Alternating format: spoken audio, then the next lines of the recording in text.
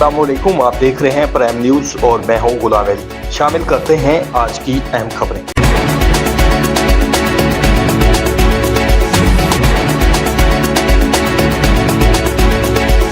यासिर नामी शख्स को कत्ल करने वाला मुलजिम कोई और नहीं बल्कि उसका अपना ही दोस्त निकला।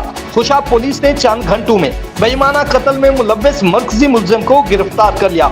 तफसील के मुताबिक यासिर को कत्ल करने वाला शख्स यासिर की ही दुकान पे सेल्समैन का काम करता था।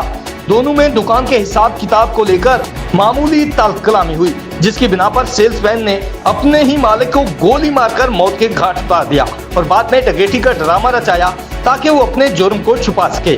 डीपीओ खुशाब तौकीर अहमद की जेरे निगरानी एसएचओ खुशाब ने कामयाब कार्रवाई करते हुए ह्यूमन इंटेलिजेंस और क्राइम सीन से शिकायत इकट्ठे करके मुलजिम को फौरन गिरफ्तार कर लिया और बादाज़ा इब्तदाई तफ्तीश मुलजिम ने अपने जुर्म का एतराफ़ कर लिया।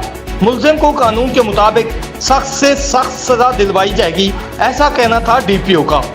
अब तक इतना ही। देखते रहिए प्राइम न्यूज।